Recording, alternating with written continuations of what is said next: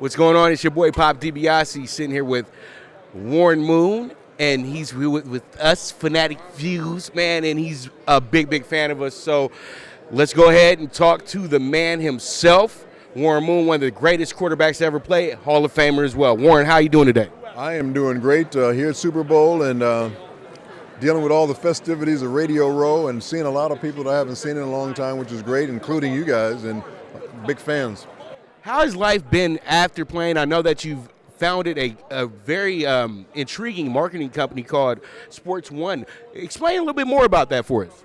Well, it's a company that we do a lot of consulting for other companies that want to get more involved or have more visibility in sports. So that could mean anything. It just depends on what their goal is and what they're trying to accomplish in the sports world. So for an example, if there was a skincare product that wanted to put that skincare in front of more athletes, then they would come to us to try and get that done. So that's just kind of an example of the type of things that we do for different companies.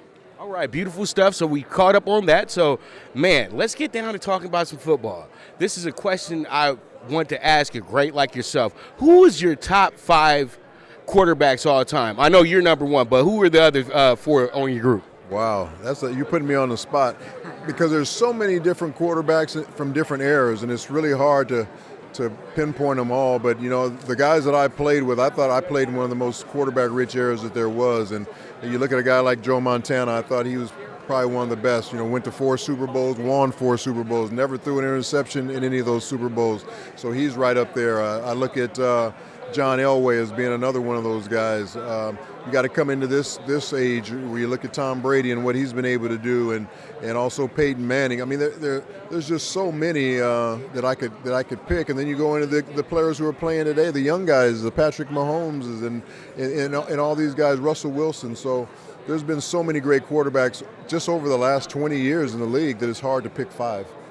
Man, and these are some Texas boys right here. I'm from California myself, and I know that you went to Hamilton High, all that good stuff, but you played in the Canadian Football League and also the NFL as well, too. And when you left the league, you really, if they added both of your stats, you would be the all-time leading passer. So how does it feel to be a quarterback that played for 23 seasons and then you were able to be in your 40s as well, too? What's the advice you would give to Tom Brady, who looks like he might be looking for a new team? What's the advice you would give to these older guys like him and Rivers, moving forward? Well, I just tell them, if you want to continue to play and you still have the same passion, you still have the same motivation, you still have the same work ethic, then you keep playing. You play as long as you possibly can, as long as you're playing at a level that you feel comfortable with, because you don't want to play when you can't play up to what your standards are. But if these guys want to keep playing, do it, because once you do retire, there's no going back. So you play as long as your body will let you, as long as your heart will let you, and then you'll know when it's time to quit. And right now, I don't think those guys know if it's time to quit yet. Oh, man, that's beautiful stuff. And here goes a great question. You see the NFL today. We have Deshaun Watson, who's in your original NFL home, Houston, and he reminds me so much of you. Then you got Lamar Jackson as well. You mentioned Mahomes. And what's this new era quarterbacks, do you feel like they're taking the game to another level? And do you feel like you might be one of the blueprints of, because you rushed as well, too, but you were a great passer as well, too. Do you feel like the pioneer of what's going on today? Well, I feel like I played a small part in what the opportunities are these guys are getting. It's one thing to do what they're doing on the field. I don't have anything to do with that, but I think I do have something to do with the opportunities, and that's something we were always lacking many years ago, is giving African-American quarterbacks that opportunity to show what they could do. A lot of them were just told, no, you're going to play running back, you're going to play wide receiver, you're going to play DB. They weren't given that opportunity to show what they could do, where these guys today now are being given those opportunities, and a lot of that has to do with how well I played, how well Doug Williams played, winning a Super Bowl, how well Randall Cunningham played, winning MVP awards. That's what opened the minds of all these general managers and owners and coaches to say, hey, these guys can play the game at a high level, and now you see all these guys getting opportunities, and once they get the opportunities, they're showing what they could do. Perfect stuff. Now, we got the draft coming up, and you went to Washington as well, too. What is your thoughts on Jacob Eason? Well, Jacob had a really good season for the University of Washington this year. I personally thought maybe he should come back for another year, but when they're telling you that you might be a first-round draft pick, then there's really no reason for you to come back to school if you feel like you're going to go that high in the draft. So hopefully that does happen for him, because he has a chance, if he came back to school, maybe to be the top pick in the draft. But if you're going to go in the first round, you might as well come out now. And thoughts on Joe Burrow and Tua? Which one would you pick if you were the GM? Man, that's a difficult one. I'd have to wait to see what Tua's injury situation is like once he's healed. He is a very special player, a very gifted passer. He's played at a very high level in a very high-level conference, and he's done it for a couple of years. Joe Burrow's had an amazing year, probably one of the best years we've ever seen for a passing quarterback in college. So both of those guys are going to go very, very high in the draft, but I don't think I can make that decision until I see what his medical history, Tua's medical history is coming here in the next couple of months.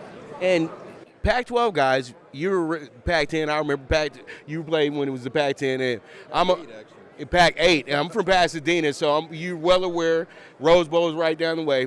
What are your thoughts on Herbert, the Oregon quarterback? I really like him a lot as well, and I heard he did really good things at the Senior Bowl, really impressed a lot of those coaches there and everybody that came out to watch him play. He had a tremendous last year, especially the second half of the season. He played a lot better than the first half of the season, going on and winning the Pac-12 championship, winning a Rose Bowl, and then having a very solid Senior Bowl appearance. I think he was the MVP of that game too. So his star is rising. There's no question about it, and he's going to turn a lot of heads because he's a really good kid from what I understand. He's a really smart kid, academic All-American, and then very, very gifted athletically. All right, and I got a question here, and I don't want to offend or anything like that.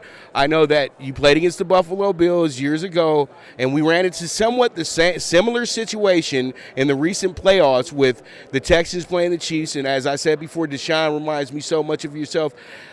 What do you think of that, and are you advising him at all? Because you know that you are a very significant person in the city of Houston, probably their greatest quarterback ever. So has he reached out to you for a little bit of advice, or anything like that, before and after? Yeah, we've talked a bunch over the last couple of years, and we stay in contact, texting each other. But he's off to a great start in his young career. He had the one injury in his rookie year that kind of set him back a little bit, but he's done nothing but win ever since he's been in this league. And as they put more pieces around him, he's only going to get better.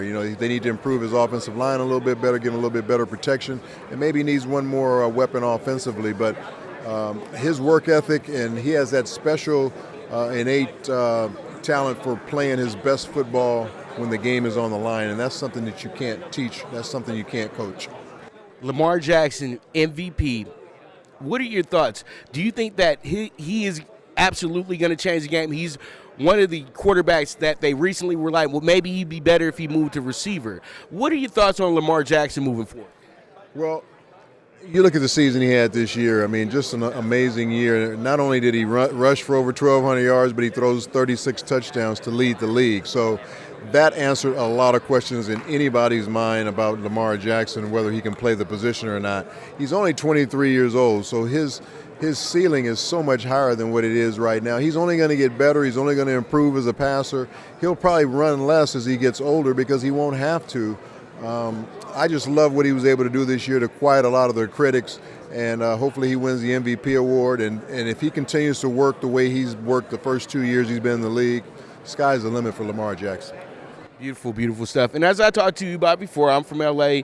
You grew up in L.A. as well, too. And you know that L.A. is a very big sports town and everything like that. The Lakers are probably the most integral part of that. What are your thoughts on Kobe Bryant passing away?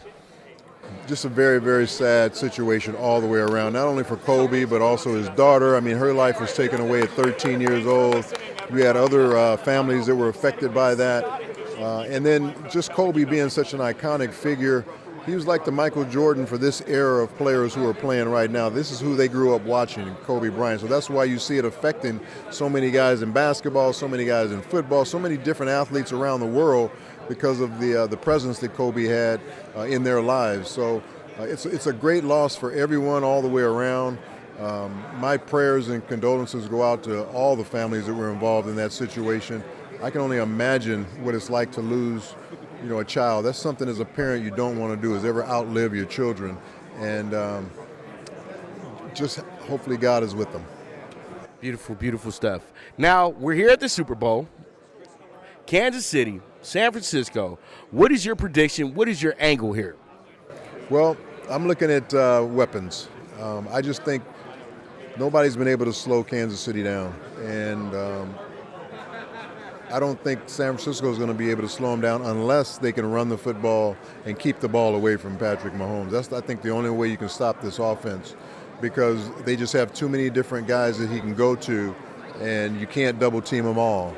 And he's playing too well, not only throwing the ball, but now he's added that extra dimension since he's healthy now with the knee. He's running the football, and that makes him doubly dangerous. So I think they're going to win the football game. I think it's going to be a very good game, though, but I think it's going to be something like 31-27 Kansas City. All right, for all my little sports bettors out there, Warren Moon saying the over, and the Chiefs will be the winner of the game. So there it goes. We have it right there. But, Warren, thank you so much for coming over and talking with us today. It's your boy, Pop DiBiase, signing out for Fanatics View. What's up, sports fans? Bryant Page here with Fanatics Viewed. Thank you so much for hanging out with us. If you enjoyed watching and you want to see more content, subscribe down below.